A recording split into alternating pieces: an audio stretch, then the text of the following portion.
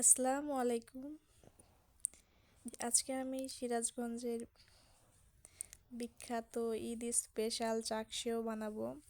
এজন্য এখানে আমি শুকনো চালের গুঁড়ি এটাকে একটা ওন্নার সাহায্যে ভালো করে মিহি করে চেলে নিলাম। এরপর আমি পানি দিয়ে চাউলের গুঁড়াটাকে 1 ঘন্টা থেকে 1.5 ঘন্টার জন্য ভিজিয়ে রাখবো। এতে পিঠাটা কিন্তু অনেক সুন্দর হবে আর চিকন হবে। তারপরে যে আমি ভিজিয়ে রাখার পরে এটাকে মেখে নিয়েছি।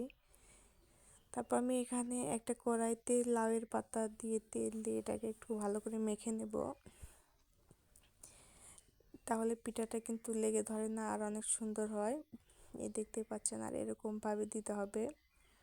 3 বার দিলে ভালো হয়, মানে পিঠাটা একটু সুন্দর হয়।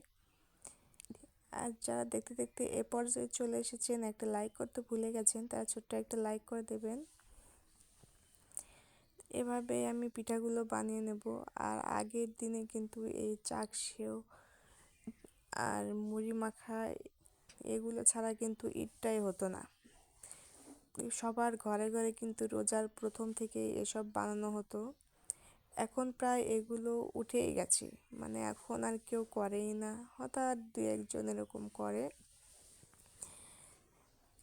আসলে আগেরকার খাবারগুলো কিন্তু অনেক বেশি মজাদার ছিল, কিন্তু মানুষ এগুলো ঝামেলার জন্যই কিন্তু আর করে না।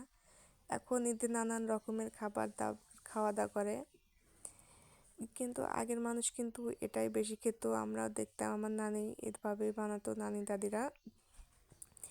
তো তাদের ঐতিহ্যকে কিন্তু আমরা এখন ধরে রেখেছি, এখনও বানাই গ্রামে হয়তো। আর এই পিঠাটা কিন্তু অনেক মজা লাগে আর বাচ্চারাও কিন্তু পছন্দ করে। আর এই যে আমি কিছুটা বানিয়ে রোদে শুকাতে দিয়েছি। তারপরে এখানে আমি হলুদ দেব, হলুদ দিয়ে আমি হলুদ কালারের করব। একটু কালারিং হলেও কিন্তু ভালো লাগে। আর আজকে কিন্তু প্রচণ্ড রোদ ছিল, এটা কিন্তু শুকাতেও সময় লাগে না। রোদটা করা হলে কিন্তু একদিনে হয়ে যায়। আর আমি কিন্তু সকাল থেকেই এই পিঠাটা বানানো শুরু করেছি, তো এটা আমার আজকেই শুকিয়ে যাবে। আর যেখানে হলুদ দিয়েছি, হলুদটা কিন্তু বেশি দিলে কালারটা শুকানোর পরে নষ্ট হয়ে যায়, মানে ভালো লাগে না দেখতে।